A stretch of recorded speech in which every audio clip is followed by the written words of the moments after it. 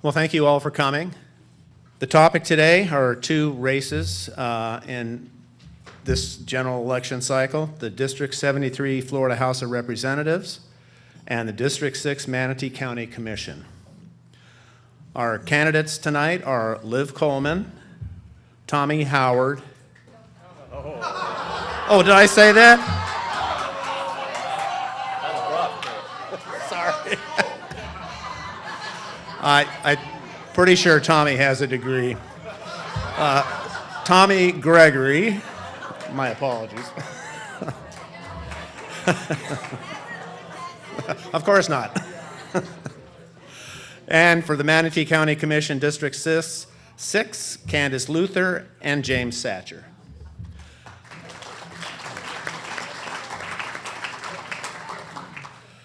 Please remember to silence your cell phones so we are not interrupted. And I will start, as usual, by reading short biographies of our candidates. Liv Coleman is an associate professor of political science and international studies at the University of Tampa. She's been there for almost a decade. She grew up in Minnesota and spent summers in college working at the Minneapolis mayor's office. She received her PhD in political science from the University of Wisconsin-Madison and completed postgraduate work at Harvard University. She is a member of the Mike and Maureen Mansfield Foundation, U.S.-Japan Network for the Future.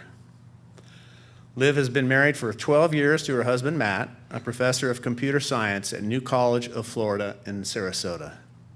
They live in East Manatee County, and they attend Faith United Church of Christ in Bradenton.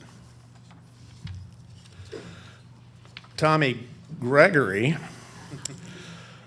is a retired Air Force lieutenant colonel and Florida native. He received his JD with honors from the University of Texas School of Law and his BS in economics from the U.S. Air Force Academy, graduating with military distinction. Tommy is a commercial litigation attorney at Williams, Parker, Harrelson, Dietz, and Getson, and a small business owner. He served on active duty in the U.S. Air Force for 20 years, including 14 as a judge advocate. He oversaw the provision of full-spectrum legal services to 15,000 fighter wing personnel. He was assigned to 6 states and 4 countries during his career and deployed multiple times in support of operations Southern Watch, Iraqi Freedom, and Enduring Freedom, advising air crews during real-time strikes of terrorist targets. Tommy is a board member of Habitat for Humanity, the Sarasota Republican Club, and president of the school board of St. Martha Catholic School.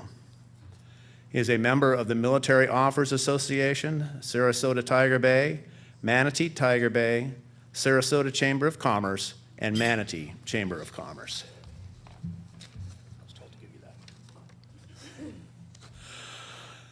Candy Luther has lived in the Sarasota-Bradenton area her entire life. She is a registered dental hygienist with 12 years of experience. She is a citizen activist, an environmentalist, and an animal advocate. She has 2 retired racing greyhounds and a senior mini Aussie Foster, and has volunteered and fostered for several different local animal rights groups.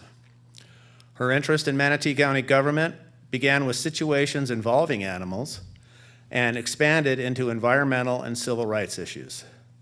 She has observed local government for about 5 years and has participated in some judicial hearings as well as presented citizen comments on future agenda items.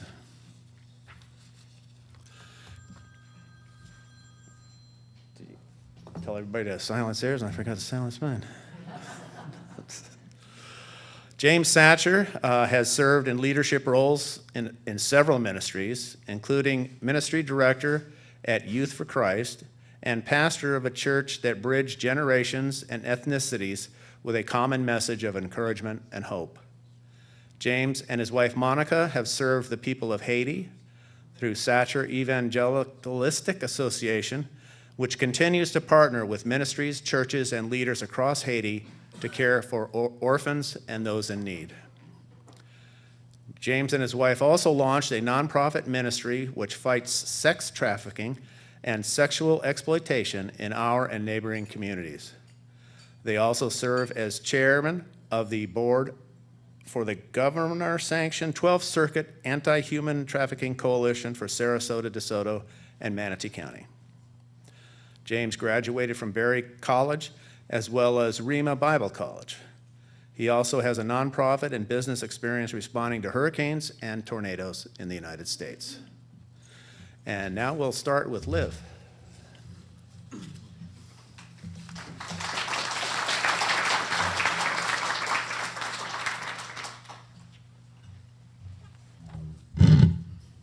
Hi, everyone. My name is Liv Coleman. I live in East Manatee, and I'm an educator from a family of educators. I'm running for Florida State House to make Florida Public Schools #1. I've been working hard all over Manatee and Sarasota communities to meet voters and get to know their concerns. I've attended community events, knocked doors, rang phones, and hosted gatherings where I've learned so much about the things that are really important to this community, things that I know I can work on in Tallahassee. These are things that I'll focus on this afternoon, but first I want to tell you a bit about myself and how I got into this race. I'm a fighter. I'm not the kind of person who just goes along to get along. I protested outside Congressman Vern Buchanan's office nearly weekly for a year with indivisible groups. I've been blocked on Twitter by sitting Manatee County commissioners. Before running for office, my activism was personally targeted in Breitbart News by local political operatives. Maybe I'm doing something right. I even had to fight to get on this stage, which was originally restricted to my 2 Republican opponents, who are now down to 1. But I have a PhD in political science from the University of Wisconsin-Madison. I worked as an advanced research fellow at Harvard University. I'm a professor at the University of Tampa, and I have practical experience in everything from city hall governance to international affairs. Yet somehow, I'm considered the underdog in the race. I know people like to think of this as a one-party town, but here's why you should give me some of your time. We're facing a crisis of democracy in our country right now. We have attacks on rule of law, independent judiciary, and freedom of the press. We have questions about foreign interference in our democratic process. And we've had attacks on the very idea of America that I grew up with. The notion that we're all created equal, that we have inalienable rights, and we all have the right to exercise those rights. And it's been under assault by a growing white nationalism, a nationalism of race, religion, and country of origin, and been supported by an alt-right media network. This is not the America we fought for generation after generation. We need to get back to a binding American nationalism that's rooted in our ideals, that's whole and encompassing and grounded in freedom, toleration, and the Constitution. Meanwhile, they've forgotten the ABCs of democracy up in Tallahassee. We need to start fighting for majority priorities, and we need to put public education first. I'm running to make Florida Public Schools #1. It's our best path to democratic revival and economic growth. It's the top priority of everyone from the Florida Chamber of Commerce to the Florida Education Association. It's time we stop sitting in the bottom 10% of schools in per pupil expenditures, and time we start standing up and investing in our own best hope for the future, our children. We need to fully fund our public schools. There's so much more I could say about education, but I'm also running to be a champion for the environment and quality of life. Whether we moved here or were born here, I believe we all have an obligation to leave this beautiful state even better than we found it. We have a statewide environmental catastrophe on our hands right now. We have red tide and toxic algae that go way beyond what we've seen before. We need to stop catering to special interests so that polluters pay their fair share, and so we fulfill our constitutional responsibility for Florida Forever land conservation. Land conservation and water quality are critically connected because we want to conserve land to protect our precious watersheds and aquifers. We want to protect our estuaries and bays that nurture marine life. The state legislature funded Florida Forever last year by about $100 million, which was great, but they need to do it every single year, not just election years. We also have severe problems with healthcare in our country. We have sky-high premiums, high deductibles. People can't get the care that they need at a price they can afford. Seniors struggle to pay for medications and are left to fend for themselves. We need to start, at the very least, by expanding Medicaid in this state so an additional 800,000 of people can get access to health care. We also need common sense gun safety reforms. I can't tell you how many parents I've met when I've gone door knocking who tell me that they're scared their kids are on lockdown at school so often. They want universal background checks on gun purchases. They want an assault weapons ban so that weapons of war are off our streets and out of our schools. We could go on all day about policy, but what's also at stake is a larger vision for our state and community. So let me tell you about some of the things I love about Manatee County. I love that Snooty the Manatee is a beloved not just state, but national icon who lives on in our hearts. I love the Manatee County Fair and Hunsader Pumpkin Festival. I love our great parade traditions, such as the DeSoto Heritage Parade. I love watching the 4th of July fireworks at the Bradenton Riverwalk. I love getting breakfast at the beach on Anna Maria Island. I love that we have a nationally award-winning Manatee Chamber of Commerce that provides so many civic and networking opportunities. I love that we have forums such as Manatee Tiger Bay to hash out issues honestly and with invitation to show courage. But there are a lot of people in this community who feel left out. Candidates up here can boast about being Florida natives, but a lot of people who move to this beautiful state feel left out. We can boast about Manatee County's strong conservative values, but a lot of liberals feel left out. We can boast about our traditional, close-knit, small-town feeling, but a lot of people of color feel left out. We can ask veterans and first responders to stand and be recognized in our ceremonies, but teachers and nurses have also been shot, killed, and injured in the line of duty from Sandy Hook to Parkland, and sometimes they too feel left out. We can boast about our money and connections and the number of boards that we serve on, but a lot of people who work 2 jobs to get by feel left out. And shouldn't our community and our civic space and our elected offices belong to all of us? The phenomenon of Donald Trump and the forces he represents aren't really new. They may be not even a surprise to people who grew up here or elsewhere, but they inflame all our worst tendencies and exclusionary trends and promote a lack of regard for truth, facts, and unbiased analyses. And that is a state issue, and that is a local issue, and that is indeed the issue. When you tell the story of America and Florida and blessed Manatee County, what kind of story do you want to tell? I can tell you the story that I want to tell. I want to see Manatee and Sarasota communities where we have good paying jobs and we can take care of our families and afford to take a vacation and save for retirement. I want to see communities where seniors don't have to fend for themselves. I want to see Manatee and Sarasota counties be cutting-edge leaders, not just in tourism, but also technology and business services and the arts and beyond. I want to see Manatee and Sarasota communities where people from all different walks of life feel like they really belong. I'm Liv Coleman. I'm an educator from a family of educators, and I'm saying, let's start first. My mission to make Florida Public Schools #1. Elect me. Let's make this more inclusive story of Manatee and Sarasota come true. Thanks.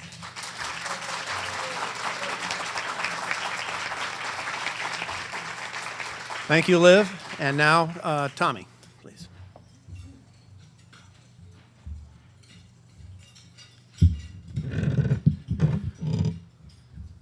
Well, I'm a little disappointed, Liv. I was really hoping to have an easier general election after the primary that I just went through, and it's obvious you're not going to give it to me.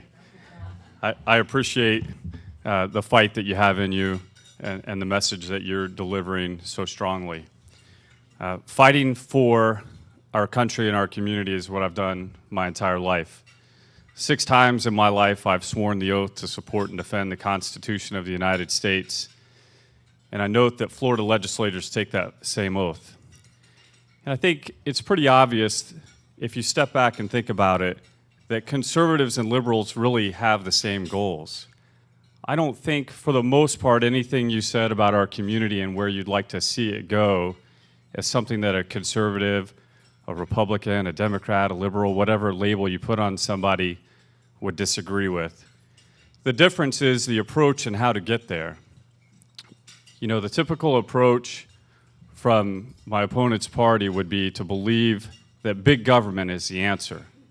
But I believe that individuals and working families are the key to prosperity. More taxes and more regulations will never lead us to prosperity. There is not a county or a state on the planet, there is not a location where big government will lead you to prosperity. The way there is free enterprise and individualism and working hard. That's how you get there. My name is Tommy Gregory. I am a Florida native, and I agree it doesn't necessarily make you a better representative.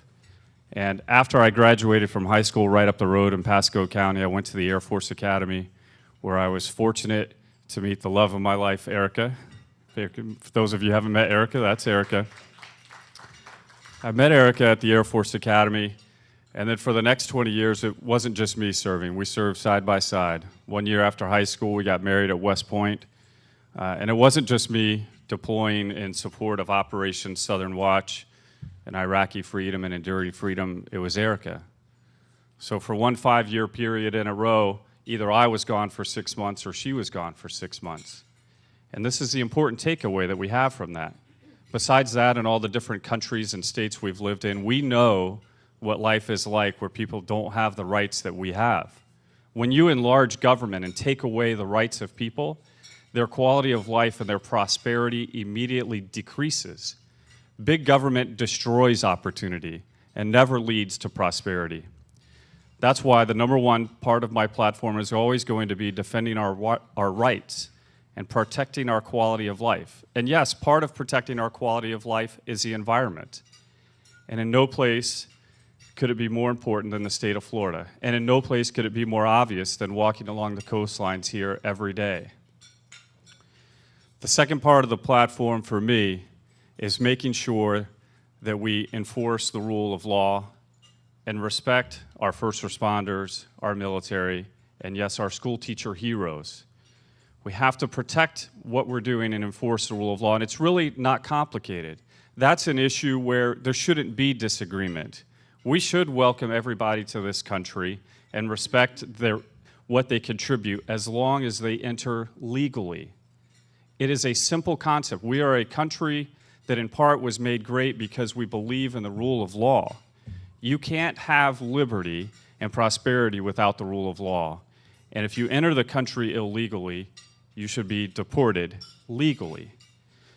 And you have to support our law enforcement. We are in a dangerous place right now because our elected leaders at many levels have not done enough to step out and support our law enforcement and have allowed them to be attacked repeatedly, prejudged, which is completely counter to what we believe in. Part of our rule of law, part of our fundamental Bill of Rights is due process. And when we don't give due process to our law enforcement, we make the community more dangerous for everyone.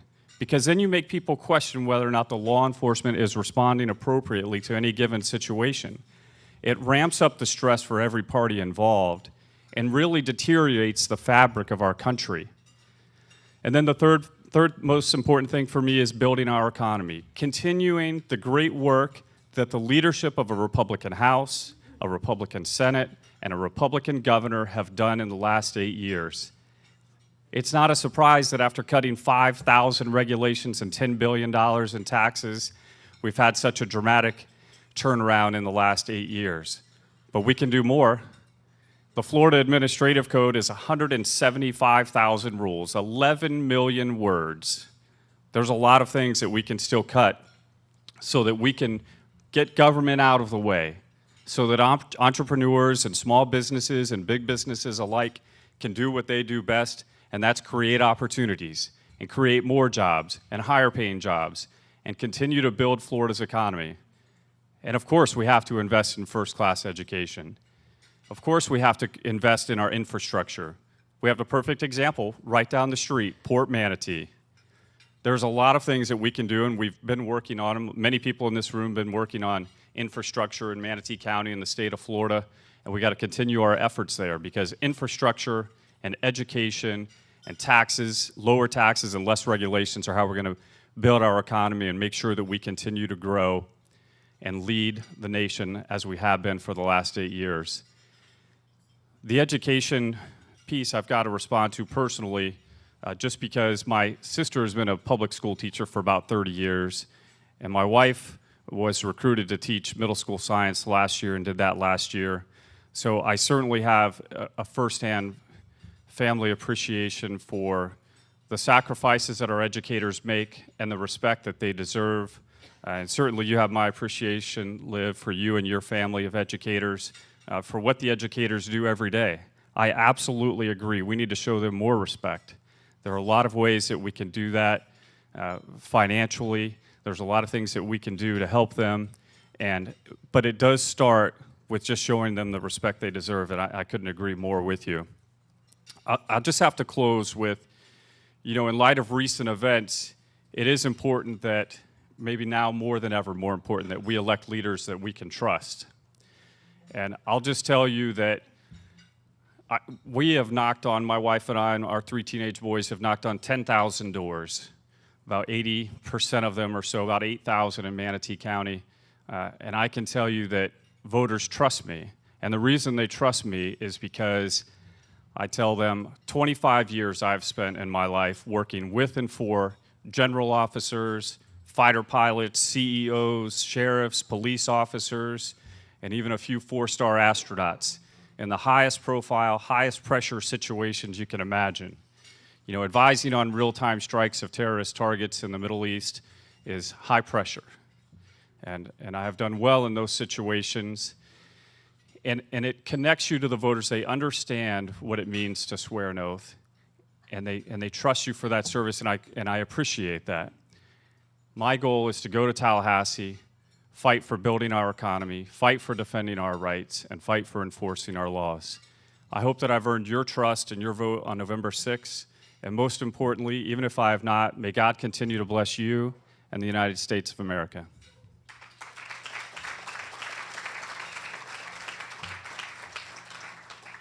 Thank you, Tommy. And now we'll move on to the Manatee County Commission District 6 race, which is the at-large, which represents the entire county, not just a district. I'd be remiss in not saying that the third candidate, the incumbent, Carol Whitmore, declined our invitation to attend and speak. But we do have Candace Luther and James Satcher. And Candace, please take the podium.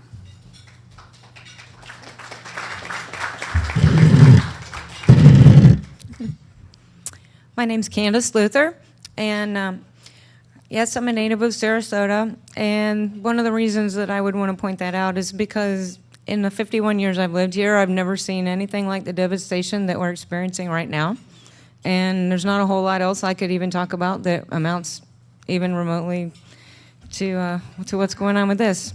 I'm running for office because as a citizen activist who has gone before the board multiple times, I don't feel like my concerns are heard. I don't feel like many of the citizens' needs are addressed. I don't feel like the current board votes in favor of what the people want. And I feel like we need someone who is going to be listening to the citizens, who's going to research and find out what the repercussions of their actions are before making a vote, especially when those votes are usually in favor of special interests that aren't the interests of the citizens. And a good example of that would be the Mosaic hearing last year, which I can't get up and not talk about that. The Mosaic hearing, hundreds of people came to speak against Mosaic. I was one of them. The people who couldn't come, many of them wrote letters. The general consensus was that the people did not want phosphate mining to continue in Manatee County. There were multiple reasons why. Plenty of legal grounds to deny. In fact, DeSoto County last month denied Mosaic mining in their county, and I went to that hearing, the 2 days. I wrote 15 presentations against legal grounds to deny Mosaic's phosphate mining, environmental concerns, biggest ones. The reason that we're having such a big problem right now with all this red tide and blue-green algae is because of phosphate. The phosphate that's coming from our friends at Mosaic.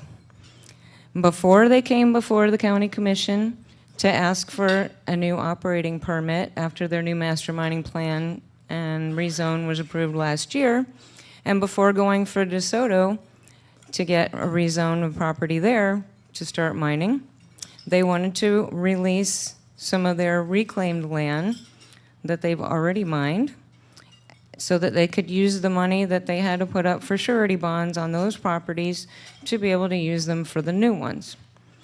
So before they took the FDP to do a flyover to inspect their properties, they dumped fertilizer all over the reclaimed land. I have photographs of before and I have photographs of after, and I'd be happy to show them to anybody who wants to know more about it. But after all the runoff from their properties went into the Mayaca River and the Peace River and flowed south, the Peace River went to Lake Okeechobee and created a huge giant cesspool of blue-green algae in Lake Okeechobee, and we all know what's happening with that. It's being released and going out the Caloosahatchee into the Gulf. Everything that went into the Mayaca River flowed south and went out to Charlotte Harbor. So what's going out to Charlotte Harbor is directly feeding the red tide itself. What's coming out of the Caloosahatchee, as the blue-green algae hits the salt water, it can't survive in salt water, so it dies. The red tide bacteria are feeding off of the dead blue-green algae bacteria, so feeding it like steroids. And because they release and then they stop for a while and hold it back and then release and then hold it back, as the red tide is being fed, it grows.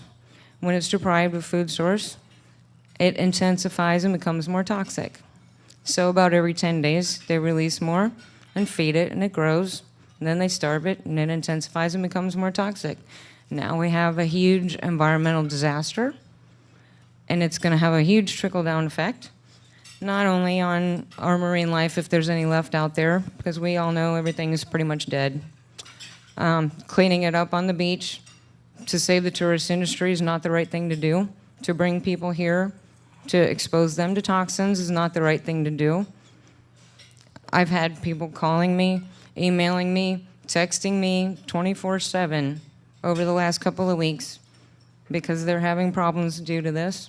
Businesses are going to be shutting down because the businesses that rely on our nature, our environment, are suffering. The restaurants, the stores, people aren't going to be out there. Hotels are suffering. The people who work in the hotels are going to be suffering.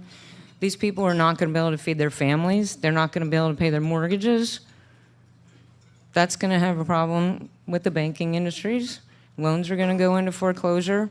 All the builders that want to keep building and building and building and bringing more people here, and all these pristine environment that they have to have for their new developments with all their beautiful grass and perfect lawns and dumping fertilizer that's also running off into our waterways.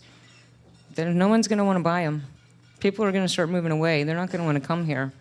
No one wants to live in a giant cesspool, and that's what we've done. We've created a giant cesspool. And our commissioners, all but Robin DeSabatino and Charles Smith, all the rest of them voted in favor of allowing this to happen and continue to happen.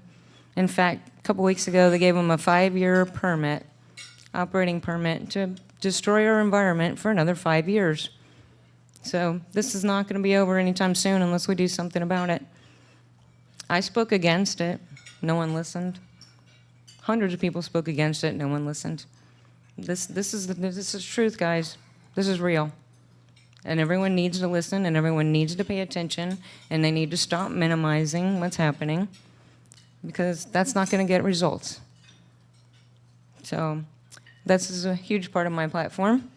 Things need to change. We need people that we can rely on, that are going to do their research, do their homework, look at what's happening, what are they voting on. If they're voting on something that they don't understand, that's as bad as voting on something and knowing what's going to happen and still doing it anyway.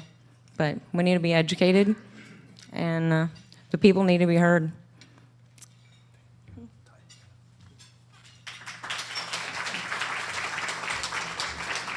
Thank you, Candace. And now James Satcher.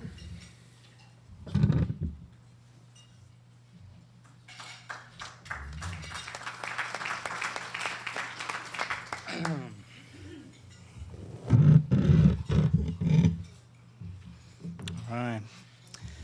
Thank you, sir. I sure do appreciate y'all inviting me here. If I seem excited, there's a good reason. My wife is here, so she's here in the blue, so everyone give her a hand. So I chose to run for county commissioner and go to meetings all day and all night and et cetera, while she is 32 weeks pregnant. So she gets, yes, and has 4 babies at home. So she gets the participation medal or something. I don't know, the most MVP. You know, we do have some serious issues here in Manatee County, right? So we're looking at the red tide. We're looking at the blue-green algae. We've got security concerns. The sheriff comes and asks for more deputies, and he's turned down over and over and over again. And then the next vote will be, are you ready to build this 200, 500, 100, 1,000 new homes? And that vote goes yes every time, right? So over and over again, we're approving more people to be here. I'm all for more people, right? I mean, people are wonderful, and that brings our tax base up. But if we're not taking the time and we're not doing the work that it takes to keep those people safe, then we're making a serious mistake. And we're making that mistake over and over and over again. You know, the traffic right now, because when you say you're running for county commissioner, you know, like one of the first reasons why I was interested in politics as a young person was when I figured out the difference in pro-life and pro-choice, right? And I figured out which party was which way, and I said, okay, I'm a Republican, and I'm a Republican for life, right? But when you say you're running for county commissioner, people want to know, well, what are you going to do about the traffic? And let me just say right now, I think this is very indicative of what's going on in your county government every Tuesday when they meet, right? Over and over again, there are major and important issues that are coming before this commission. They're getting either swept under the rug, they're getting rubber stamped. Over and over again, important issues aren't being addressed, opinions aren't being said, and here's what's going on with District 6, with the at-large district. Your county-wide representative is absent. If you want to know how she's going to vote, you find out what the administrator is going to do, and that's where her vote's going to come down every time I'm there. And from other people that are there all the time, they tell me the exact same thing. You need a voice. You need someone that's willing to look at these things and say, what is the right decision here for Manatee County? What is the right decision here for our citizens? Now, here's the deal. Major business after major business after major business, if I go and talk to them and I say, I'd like your support, they're going to say, she's an incumbent, she's been here a long time, and she's got a lot of money. And they don't want to put their neck out on the line. But what they don't understand is that on the 28th, and you can also vote early this Saturday, the voters get a voice.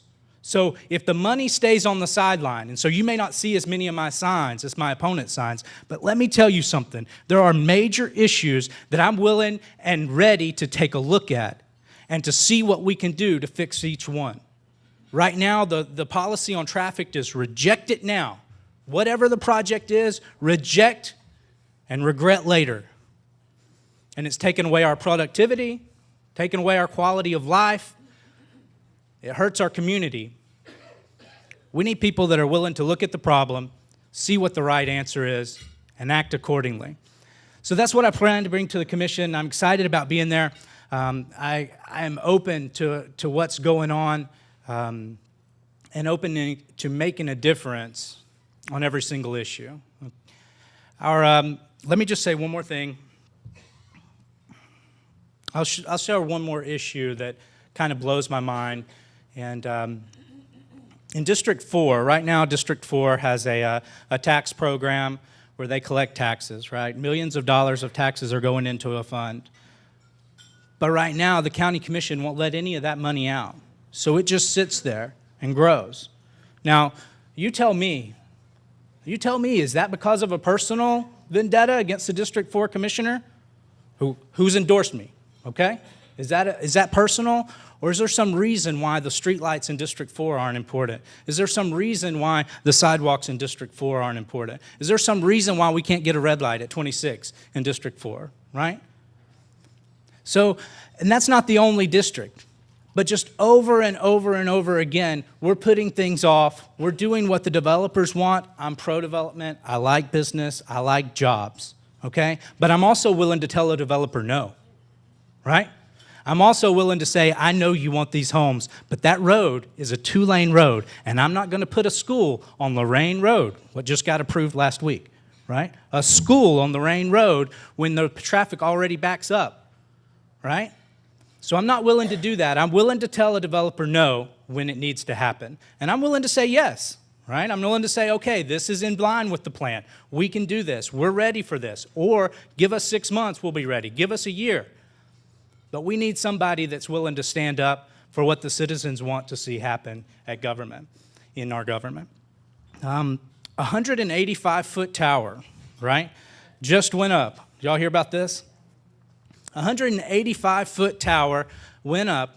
They put the same kind of towers. There's nothing wrong with the tower in and of itself, okay? We need, it's a radio program, and it's for the first responders, and, you know, I'm proud to say I have the endorsement of the Fraternal Order of Police, and so I care about the first responders.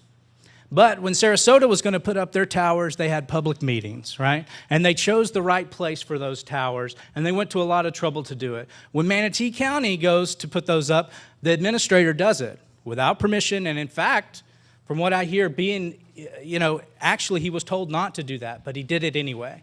And it didn't get built all the way before citizens saw the problem and called them out on it. And so now there's a stop work order, but it's temporary. And there are other solutions that they could have looked at, or at least they could have held a public hearing. I think it just goes to that there's a lot of elitism, there's a lot of entitlement on this board right now.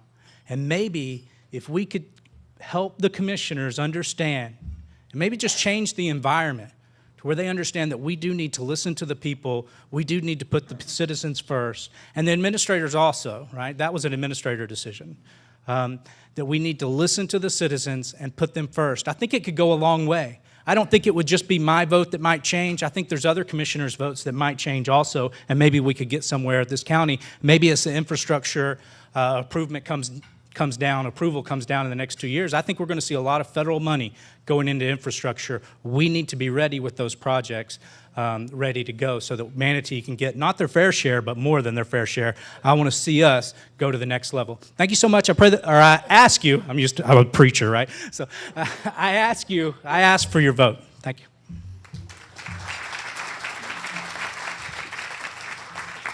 Thank you, James. And now for the question and answer sessions. To ask, you must be a member to ask questions, and we respectfully ask that you keep political comments aside and just ask the questions. And so, with that said, please, the mic is open. Pat Benson, member. This is for Tommy and Liv. Under Governor Scott, $700 million has been removed from the Florida Waterways Protection. Their regulations, we do away with regulations to save money, but yet we now have cesspools in our rivers and our lakes. What do you plan on doing to bring back these regulations? And regulations is not a bad word. As a teacher, I had regulations in my classroom, and you followed them. Liv, Tommy, whomever.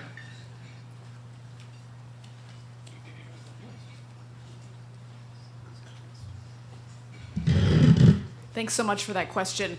Nothing's more critical to our health, our local economy, our local way of life than having clean water. It's such a critical issue. And we see now Governor Rick Scott is running for Senate. He's late to the party. He's been undermining environmental regulations and water quality. They even cut water quality monitoring. So we don't even know how well we've been doing in certain aspects. And we need to bring back stronger environmental protections. We need to fully fund Amendment 1, Florida Forever, to help with land conservation and water quality. We need stronger regulations on septic tanks, and we need to make sure that polluters are paying their fair share. Right now, the biggest polluters are getting away with the most.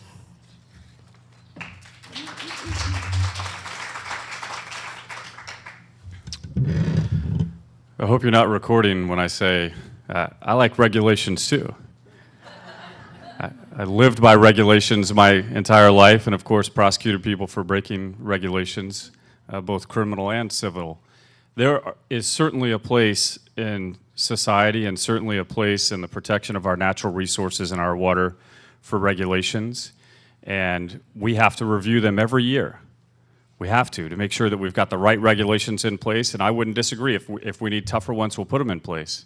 But I would disagree with the conclusion that because of anything directly that Governor Scott's done or directly that House leadership has done by cutting budgets, that we have therefore created cesspools. I just disagree with that statement completely for a variety of reasons. I mean, there are certainly studies on the other side that say the exact opposite, that the quality of water, not in Lake Okeechobee or Red Tide I'm talking about, but the quality of waterways in Florida have improved. And both parties certainly recognize the only way that Florida continues to survive and thrive is the protection of our water resources. This is the #1 resource in Florida, whether you're talking about tourism or agriculture, the two biggest drivers. We've got to get it right. And you will have commitment from me that those are regulations I'll be looking at every year, and hopefully in a bipartisan way, we get it right, because I do recognize, just like everyone else in this room, we've got to protect our water.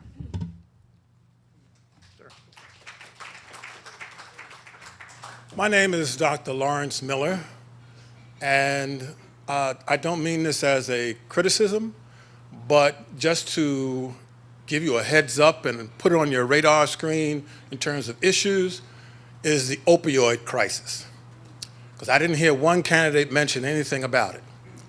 And the sheriff was here to talk to us about it, and he mentioned the fact that he could not, in terms of resources, guarantee or say that you could police your way out of dealing with this problem.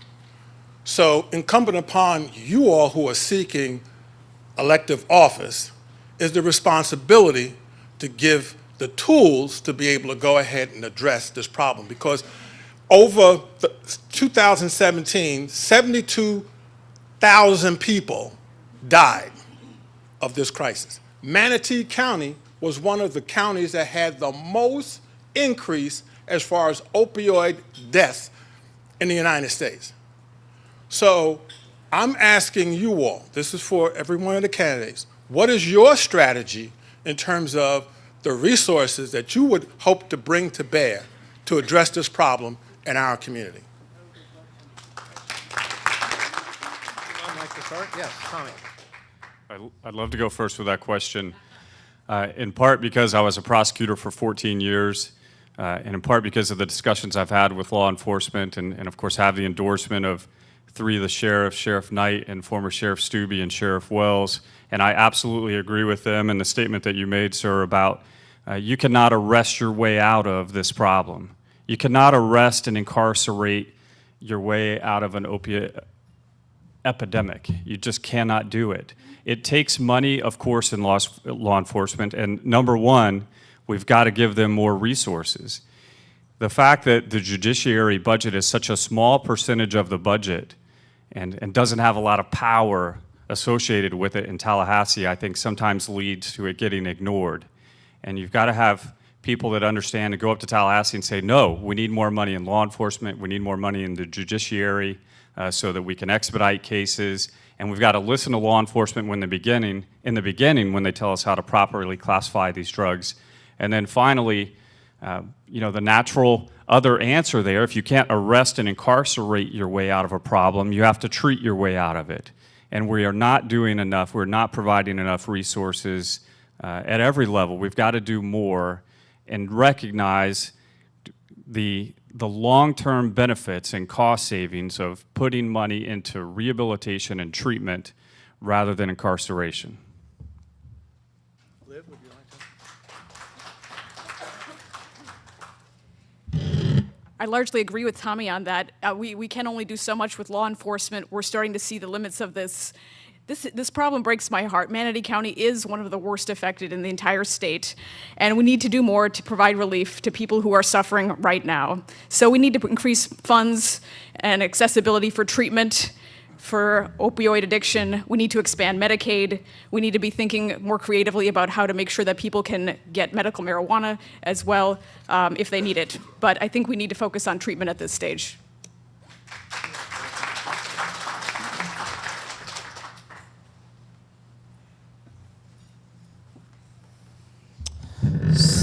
So our organization, just for the past year, just looking back and even longer than that, but we've been in Centerstone. We're there weekly holding meetings. We're seeing a lot of people get better. So there is hope for those that are in that situation. They need more beds at Centerstone. So that's a flat-out funding issue that needs to happen. They need more beds. Those beds need to be methadone-free beds. The people that get there and then they're put on methadone, they end up leaving in the same state that they were in when they got there. So I'd like to see that. We also, just with our work with human trafficking, this is sad to say in a big group setting, right? I don't like to be but the truth is that with human trafficking, there's a huge overlap between human trafficking and opioid addiction. Generally, the girls that have been abused from childhood, as they get older, they're abused more. Whoever was that person behind that, they either run away and end up in the hands of a trafficker, or that person themselves ends up trafficking them, and they use drug addiction in order to control that person. So we once again, though, have seen people come out of that situation. We've got videos of interviews of girls that are clean now and out of trafficking, so that's exciting to see. As a county, we do need to back our law enforcement. We do need to help them. We need to get Centerstone the support that they need. There are programs right now, the Bridge, there's a program right now that just lost funding. And so we need to fight for these nonprofits that are seeing success. If we see a history of success for a nonprofit, then we need to see what we can do to help them with their funding, at least help with their exposure, let the community know they exist.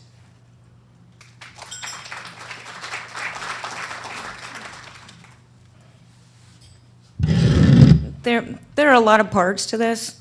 It's not just recreational drug use. A lot of these people, they're in chronic pain. They've had physical injuries. There's a reason why they've been using pain medications, and then they start abusing pain medications because they can't get them where they need to, so they just start getting them wherever they can. And those people need help. The people that are selling drugs on the street, are they selling drugs on the street because they need the money so desperately and they don't know how else to pay their own bills? Or, is that why? Do they need help with jobs? Letting the drug dealers out months after being arrested? I don't agree with that either. When you've done a crime, you need to pay the price. Letting them out and they turn around and do the same thing a month later, they're back on the corner selling drugs again. That's not helping anything either. So it is a big problem. It's a big problem. We need a lot of answers, not just one. So.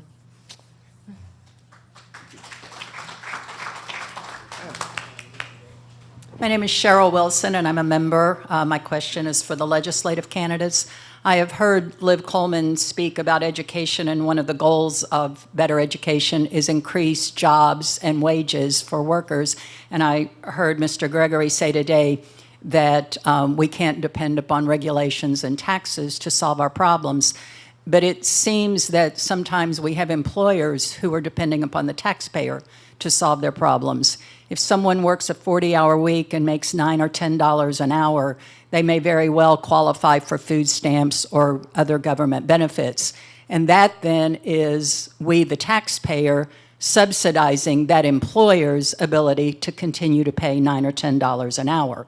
So as legislators, from a legislative standpoint, if you are in Tallahassee, what would you support as far as minimum wage, reevaluation, new legislation, new minimums to not only increase the education and the ability of someone to be able to support themselves better, but to take the burden off the taxpayer to subsidize those $9 and $10 an hour jobs?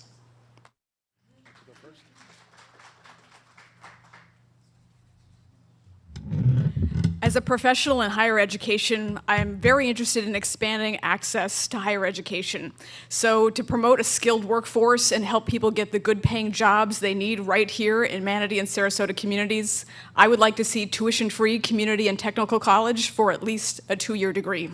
This is doable. They did this in Tennessee with the Republican governor, Republican legislature, bipartisan support. I'd also like to see a higher minimum wage. We definitely need to do better because even people who don't go to college, people who work really hard, shouldn't need to work 2 jobs, 3 jobs to get by and feed their families. I think we need to go in stages to increase the minimum wage. It's far too low right now.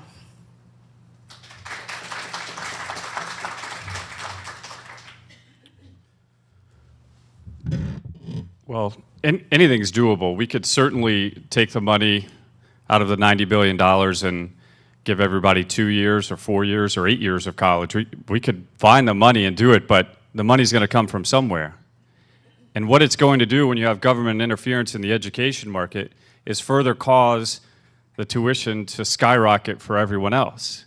It doesn't matter if you look at education or healthcare. Every time the government gets involved, it has the opposite of the intended effect. It drives up the cost. It makes it less affordable. It makes it more difficult to send people to college.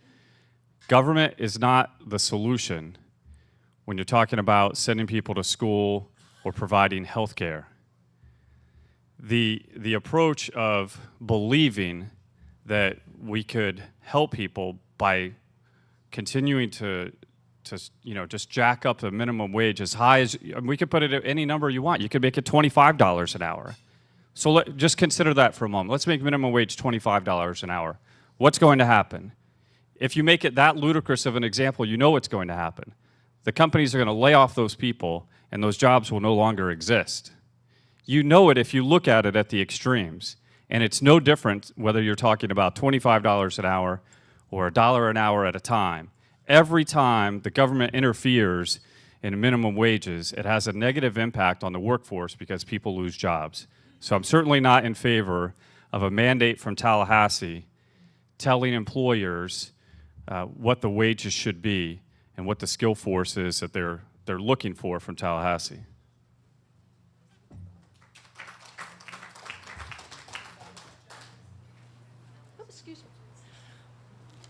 Good afternoon. I'm Betsy Benak, and I am a member, and I want to say thank you to everyone who has stepped up to run for office. It is not an easy thing to do. And by the way, I do not have a Twitter account. My question is for the, I don't do it. My question is for the District 6 candidates, and I do wish that we could have heard also from the District 4 and District 2. I guess there just wasn't enough time, because I will tell you it's important to know where people are coming from and what their qualifications are. So for my question is, what is your current employment status, and why are you qualified to be a Manatee County Commissioner?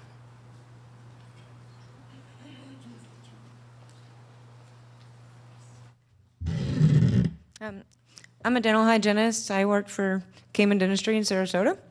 I have an AS degree, meaning science degree, and that science degree also gives me a lot of knowledge about people and health issues and environmental issues and how those issues affect people, mental issues, a lot of things. A lot of things come from a healthcare degree.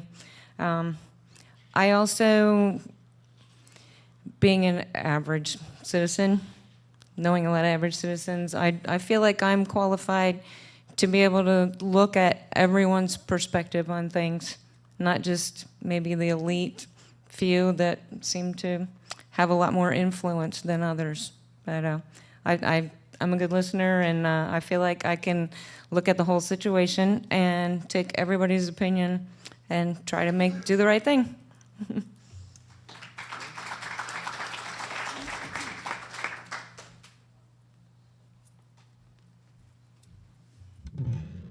Thank you, Commissioner. So glad you asked that question. So there's some things that I'm a little reluctant to talk about usually, but with that question coming up, I'm just going to speak freely. Y'all okay with that? All right. So my background as a preacher, I came out of, graduated from college at 22, worked with Youth for Christ for 4 years while I was there, 1 year full-time after that, went to Bible school, started a church at 25 years old. I do look at, and I'll just say this flat out, people have different ways of looking at life. The way I look at life is I feel like I'm here to glorify God. I feel like I'm here to do what He's called me and asked me to do. If I can make a difference in people's lives, that's what I'm willing to do.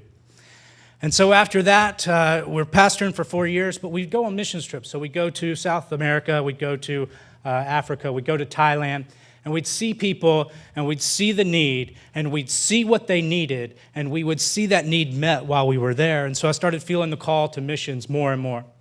And in 2009, I believe it was, at the very end of 2009, I felt, I'm speaking freely, right? I felt in my heart that I was supposed to step down from pastoring and that I was supposed to go full-time into missions. Seemed crazy at the time. Why would I do that? And so I made the phone call and to the people that I needed to notify and said, look, I'm going to step down from pastoring and I'm going to go into missions full-time. And so we made that decision at the very end of 2009. And actually, when I made the phone call was the day of the earthquake in Haiti. So in Haiti, we've been able to we were on the ground when Franklin Graham was there and when Love a Child was there, a great organization in Tampa. We were able to plant a church that's still there today. We were able to plant 3 more churches after that. We would do crusades, right? This was my dream. From being a small man, or a young man, this was my dream. So we'd come to Haiti, and there literally thousands of people would show up, right? And we'd preach. I'm a preacher, right? I'd talk about Jesus and how you need to accept Him. And those people would leave there saved, changed, turned around for the better. Not only that, but we'd go into orphanage after orphanage after orphanage, and we'd push. I'd empty my account over and over and over again to help those children. We'd go, sometimes I could only buy a one-way ticket, right? I'd go to Haiti literally on a one-way ticket, and we'd give away everything we had so these kids could have Christmas every single year, all right? But by the time it was time for me to come back, the money would have come in. I'd be able to buy my ticket and come home. My wife was glad, right? And so we've been doing that, and in about 2 years ago, I would say, we really saw a transition. The fire that you just saw when I was talking about it started to dwindle, and I started to care about America more and more and what we were seeing in our government. And I saw that we needed conservative leaders, people, hopefully, my goal is to be a man of principle, right?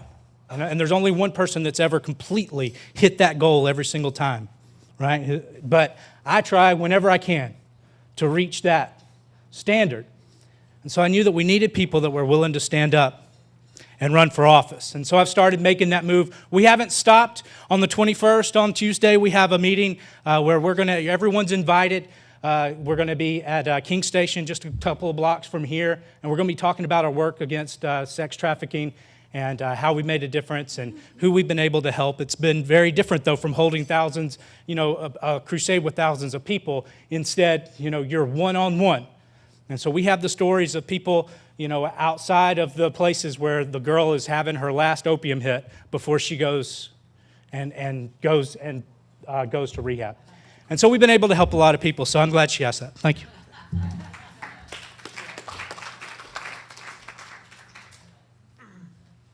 Our next question. Hi, my name is Jane Filesticker, and I'm a member. And as usual, my question pertains to education, and I'm going to aim it at Liv and Tommy, because at the state level is where most of our important educational decisions are made. Right now in the state of Florida, we are, depending upon what sources you read, possibly last in per pupil funding within the entire country. as a state, and that does not speak well to our value system towards education. Now, one may argue that there has been a tremendous increase in educational funding over the last few years, but that was subsequent only to a huge cut in 2007, 2008. So my question pertaining to education is actually twofold. A, how would you address the funding for education in the K-12 system, specifically within the state of Florida? But even more importantly to many of us is, how would you address the policies pertaining to education, in that Florida has been sort of the proving ground for a lot of theories pertaining to educational quality, and we have tried a lot of different approaches with, as far as I can see, data-wise, very little effect. And anecdotally, personally, as a local college professor, I have seen the readiness level of my students decrease year after year from 1996 until this year when I retired. So both of those questions, if you could each, thank you. I would just like to remind everybody that we are running out of time, and we'll have two people who are there to ask questions, and that will wrap it up for us, and I ask that the answers be brief. And the questions. Well, since my undergraduate degree is in economics, I know one thing. You can always use numbers to prove your point. And you can always use numbers to trick somebody into believing a point. So why are we focused on how much we're spending per pupil? Why don't we focus on how well our schools are doing? Is there room for improvement? Absolutely. But I will not forget that when Democrats were in charge in the state, the Florida schools were ranked near the bottom every year. Let's look at where Florida's ranked now. Florida's built a much better reputation, and the schools in Sarasota County and Manatee County are starting to lead the way. There is always more that we can do, absolutely. But just looking at a number like how much we spend per pupil and saying the number is low, therefore we're doing bad, is not correct. You have to look at the performance of the students. You got to look at the performance of the schools and compare it nationally. So if there is a problem with what you're seeing coming out of the schools in Florida, I can only imagine what educators at the college level are seeing in other states. I will just add a couple of things that I would like to see instituted, and I don't normally like mandates coming out of Tallahassee, but one thing I would like to see instituted and mandated is the addition of civics classes. I would like to see it mandatory in Florida schools so that people, when they graduate from Florida schools, understand why we are the most exceptional country in the history of the world. They should never be graduating from a school in Florida not understanding everything it is about our country that makes us the greatest.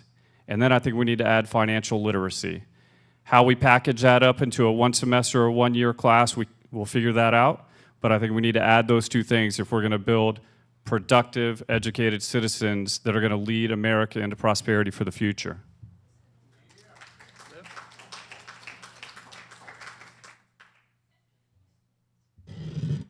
I think we need to do better by funding our public school system, and I think we need to start by making sure our public tax dollars stay in the public school system and they don't go to for-profit charter schools. And we need to stop playing shell games and moving funds out of the lottery funds and so forth. So we need to do better, and we need to increase the funding because we've got underpaid educators and other professionals who work with our children. I used to have students who wanted to become teachers. They don't want to become teachers anymore. People who are teachers want to leave the profession. I hear from parents in the area. They don't have the right textbooks for their kids. They've got mold in the high schools. There's a lot of things that are wrong and that we need to change. For policies for education, too, I'd like to see more local control in some ways. If you were mandates from Tallahassee, I'd like to see less high-stakes testing, which is burdensome for parents and teachers and students, and we see that they're teaching to the test, and we need to let educators be professionals. Misty? Good afternoon. My name is Misty Servia. I am a Manatee Tiger Bay board member. I'm also a professional planner and a candidate for county commission. And so my question is really going to apply to all of the candidates here, but I'm going to focus on the local government candidates. So professionally and politically, transparency and a state of inclusion is very important in both of the hats that I wear. And I just would like to know, do you believe our county government is doing a good job on those two matters, yes or no? And if you have any ideas, if we need to do a better job, what your ideas may be. Thank you.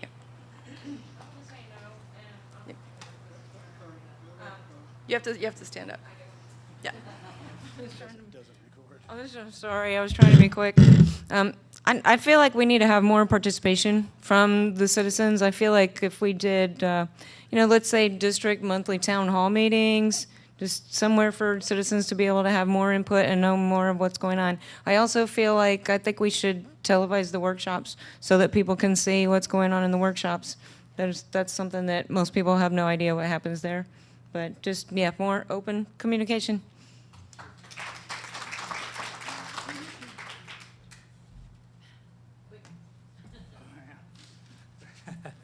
All right, quick, good point.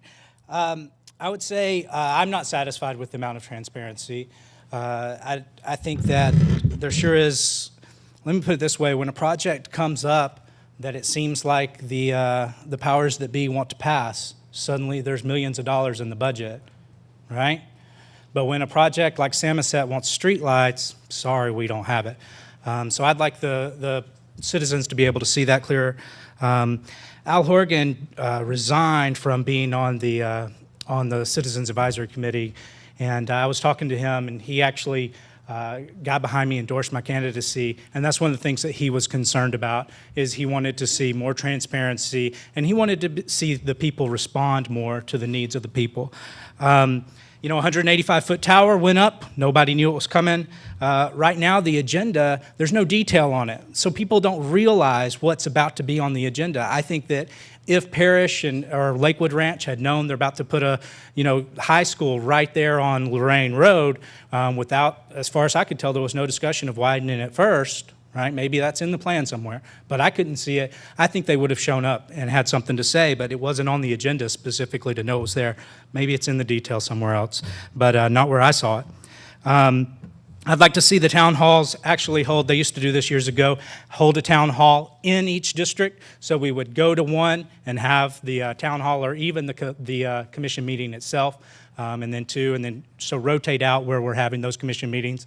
Some of the worst things that I've seen happen on the board did happen upstairs. So right after Parkland, the sheriff was there. I gotta say this real fast, okay? Right after Parkland, the sheriff was there, and the school board was there, and they needed more money for more school resources officers, right? For years and years, before anyone could remember, there had been $900,000 approximately in the budget to go towards that line item. My opponent, who I haven't called by name since I've been here, right? But my opponent stood up and said, well, the tax base may be going down in the future. We might need to look into striking that from the budget altogether. So they're there asking for more, and she threatened, and I was in the audience, and I had already qualified. I was amazed. I was like, why would she say that with me here, knowing that that's obviously not what the people would want? I don't know what she was thinking. They ended up leaving it the same, not doing anything additional, and I believe the state's going to be able to figure that out. But I do think it would make a lot of sense for those meetings upstairs to be televised. Thank you. My name is Agatha Mantanas. I'm a member. I have a question for all of you because it would pertain to state and local. How do you feel about sanctuary cities and the illegal immigration problem we have? Sanctuary cities and the illegal immigration problem. Okay, you can't hear. How do you feel about, sorry, I didn't know you couldn't hear me. Illegal immigration in sanctuary cities. I want to start out by saying I support comprehensive immigration reform, and the lack of action at the federal level has created some of the problems that we have on this issue. I do think federal laws should be supported and enforced, but right now the federal government is seeking the assistance of local police to check immigration status of detainees, to hold and detain them, and there are some problems. If this is a federal priority and they want cooperation from local authorities, they should be paying for it.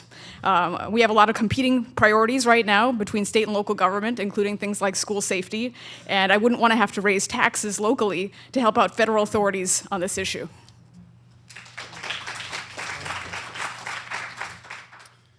Yeah, I agree with most of that. And really, illegal immigration, of course, I'm opposed to it because it's illegal, right? First of all, that's an easy question. Sanctuary city infuriates me because it infers that there's somehow a religious connotation. It's a complete misuse of the word, and it should be illegal in and of itself. And I would hold elected officials accountable legally, criminally if necessary, for violating federal law. The Supremacy Clause is very clear on this point, that the federal government is the supreme law of the land on immigration, and if they believe it's illegal, then it's illegal. Again, we are a country based on the rule of law. Now, that does not mean that I'm against immigration. I couldn't be more in favor of immigration, but it's just got to be legal, and we got to continue to be the greatest country in the history of the world because we benefit from the diversity that immigration gives us as long as it's legal. I agree with Tommy. Illegal is illegal. Bye. If you're illegal, you don't belong here. Just like, and people that worked really hard to come here legally, they don't appreciate it either. So, anyway, go on.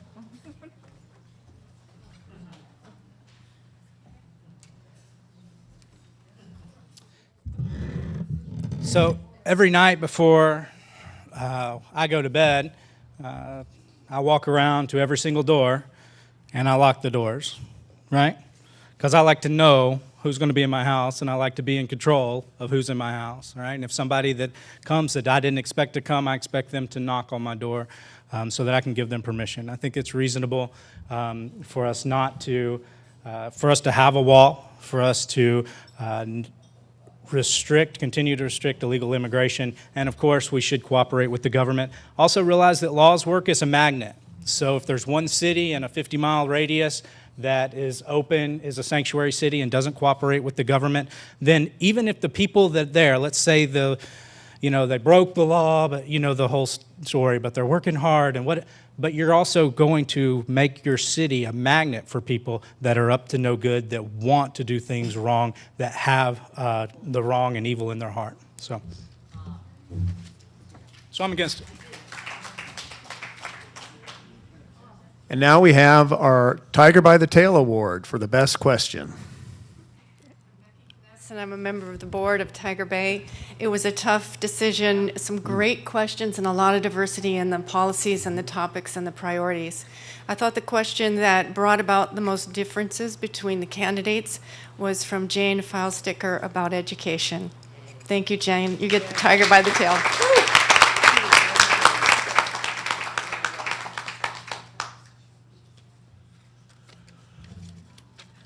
Thank you all for attending our luncheon, and many thanks to our speakers. Appreciate you being here. And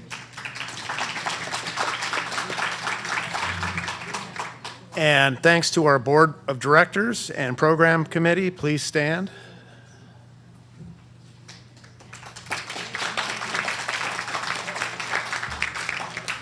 Our next luncheon will be Thursday, September 20th, and the topic will again return to political races.